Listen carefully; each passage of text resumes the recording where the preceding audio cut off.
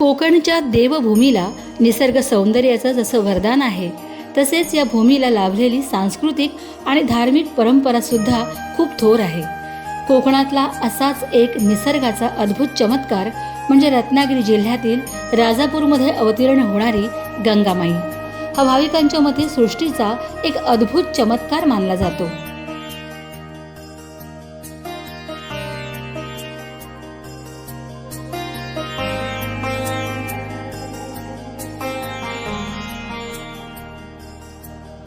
यावर्षी 24 मार्च रोजी गंगामाई प्रकटली असून या पवित्र गंगा स्नानाची पर्वणी साधण्यासाठी हजारो भाविक या तीर्थक्षेत्राला भेट देत आहेत.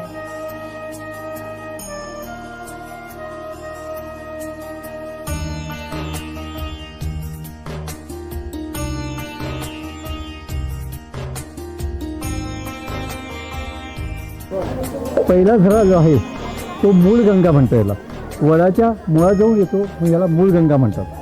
दुसरं कारण असं की जेव्हा कधी प्रगट झाला तर मूळ इथे प्रगट झाला म्हणून याला मूळ गंगा म्हटलं जातं. आता क्रमांक आपण दुसऱ्या कुंडाकडे आपण जाऊया. दुसरं कुंड जे आहे ते सूर्यकुंड आहे.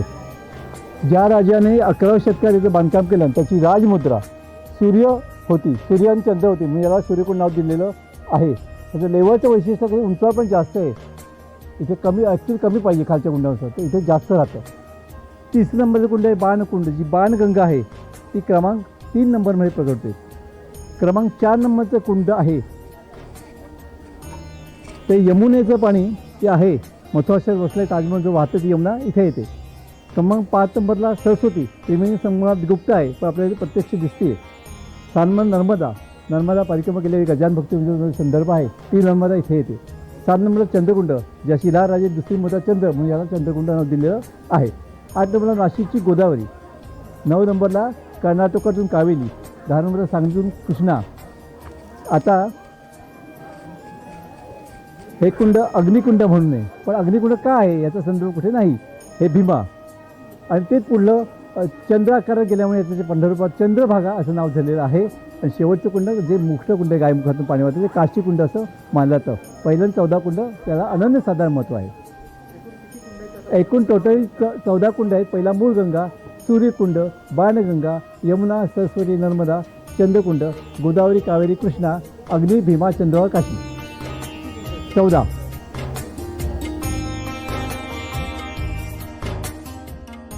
शेवटचं कुंड काशीकुंड आहे. त्याला ते गायमुख असे जे आहे. काशीकुंडातलं पाणी गायमुखात येतं. जेवढं येतं आहे तेवढं बाहेर फेकलं जातं. आता मुख्य कुंडावरती गेल्यानंतर बाकी आपल्याला माहिती सांगता येईल.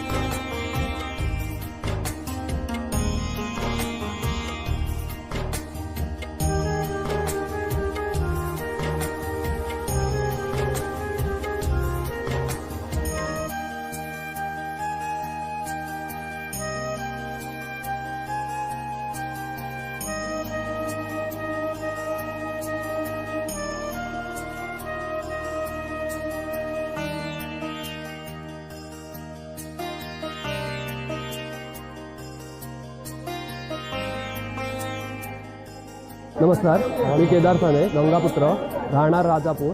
सध्या 14ही कुंडात पाणी आलं आहे म्हणजेच राजापूरची गंगा आले. प्रत्येक कुंडात जे पाणी येतं म्हणजेच राजापूरची गंगा येते. प्रत्येक कुंडाचं तापमान वेगवेगळं आहे. प्रत्येक कुंडाची पाण्याची पातळी वेगवेगळी आहे. 11व्या शतकातलं काळ्या दगडातलं हे बांधकाम असून हे ऐतिहासिक क्षेत्र ह्या पूर्ण डोंगरावर आहे. त्याचप्रमाणे शिवाजी महाराज इथे गंगा स्नानाला येऊन गेल्याचे उल्लेख देखील आहेत. त्याचप्रमाणे प्रत्येक कुंडाचं एवढ्या जवळजवळ असून देखील पाणी कोणतंही मिक्स होत नाही, इंटरनल कुठेही कनेक्ट नाही व काळ्या दगडात हे बांधकाम केलेल्या एक आर्किटेक्चर अभ्यासण्यासारखी गोष्ट आहे. त्याचप्रमाणे काशीकुंड जे मोठं कुंड आहे ते मध्ये 6 फूट खोल असून तिथून पाण्याचा सतत प्रवाह गोमुखाने वाहत असतो, तरी देखील पाण्याची पातळी कायम राहते. हे या सगळ्या कुंडांचं वैशिष्ट्य. गंगा स्नान करणे ही भाविकांसाठी एक धार्मिक पर्वणीच मानली जाते. उन्हाळे गावी ग्रामदेवतेच्या मंदिरापासून थोड्याच अंतरावर गंगामाई इथल्या कुंडांच्या मध्ये प्रवाहित होते. या गंगा तीर्थावर एकूण 14 कुंडांच्या मध्ये भाविकांना गंगा स्नानाचा लाभ घेता येतो. यामध्ये जेथे गंगा सर्वप्रथम प्रकट होते ते म्हणजे मूळ गंगा कुंड आणि अशा 14 कुंडांना वेगवेगळी नावं सुद्धा देण्यात आली आहेत. यामध्ये चंद्रकुंड, सूर्यकुंड, बाणकुंड, यमुना, सरस्वती, गोदावरी, कृष्णा, नर्मदा, कावेरी, अग्निकुंड, भीमा, चंद्रभागा आणि काशीकुंड अशा सर्व कुंडांचा समावेश होतो. उत्तर भारतातली गंगा नदी दक्षिणेत राजापुरात प्रकटल्याने इथल्या भाविकांना सुद्धा गंगा स्नानाचा लाभ घेता येतो. गंगा नदी म्हणजे आपल्या हिंदू धर्मियांसाठी अत्यंत पवित्र आणि पापनाशिनी नदी मानली जाते. सुमारे 13व्या शतकाच्या उत्तरार्धात या गंगेचे सर्वप्रथम राजापुरात आगमन झाले अशी आख्यायिका आहे. महाराष्ट्राचे लाडके दैवत छत्रपती शिवरायांनी सुद्धा सन 1661 मध्ये राजापूरमधली टोपीकर इंग्रजांची वखार उद्ध्वस्त करून त्यांच्या जाचातून कोकणवासियांना मुक्त केल्यावर गंगा स्नान केले असल्याची नोंद इतिहासात आढळते. राजापूरच्या गंगेचे रहस्य शोधण्याचा अनेक भूगर्भशास्त्रज्ञ प्रयत्न करतायत. यावर अनेक संशोधने सुद्धा सुरू आहेत. पण या निसर्गाच्या अद्भुत चमत्कारापुढे भाविक मात्र मोठ्या श्रद्धेने आणि भक्तिभावाने नतमस्तक होत आहेत. राजापूरच्या गंगेचे रहस्य शोधण्याचा अनेक भूगर्भशास्त्रज्ञ प्रयत्न करतायत. यावर अनेक संशोधने सुद्धा सुरू आहेत. पण निसर्गाच्या या अद्भुत चमत्कारापुढे भाविक मात्र मोठ्या श्रद्धेने आणि भक्तिभावाने नतमस्तक होतात आणि गंगा स्नानाच्या पवित्र पर्वणीचा लाभ घेतात.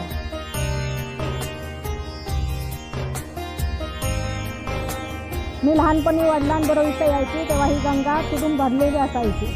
आणि आता ह्या गंगेला 50 वर्षांनी आता आलो. गंगेला म्हणजे ह्या गंगेत स्नान केल्यावर प्रसन्न शांत सुख समाधान मिळते. गंगेचं हे पावित्र्य आता ह्या आधुनिक लोकांनी जपून ठेवायला लागते. पूर्वी गंगेचे आगमन साधारण 3 वर्षांनी होत असे. पण हल्ली काही वर्षे गंगा दरवर्षी प्रकट होते. गंगावतरणाचा कालावधी निश्चित नसला तरी ज्या ज्यावेळी ही गंगामाई राजापुरात प्रकट होते त्यावेळी फक्त महाराष्ट्रातूनच नव्हे तर विविध राज्यातून भाविक इथे मोठ्या संख्येने स्नानासाठी आवर्जून येतात. नमस्कार, आम्ही मुंबईला राहतो, पण आम्हाला या गंगेचं स्नान पवित्रपासून म्हणजे 50 वर्ष मला माहिती आहे. आम्ही पालखी घेऊन येतो, इथे देवाचं दर्शन घेतो. गंगेत आल्यानंतर आम्हाला समाधान होतं, कारण हे पवित्र स्नान पारंपरिक, नैसर्गिक आणि आनंद देणारं स्नान आहे.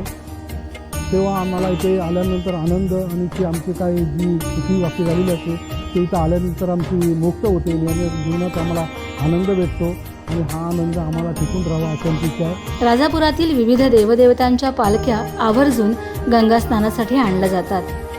गंगामाईच्या आगमनानंतर राजापुरातील हे तीर्थक्षेत्र भाविकांनी अगदी गजबजून जाते. त्यामुळे इथल्या अर्थव्यवस्थेला आणि व्यापार उदीमाला सुद्धा फायदाच होताना दिसतोय.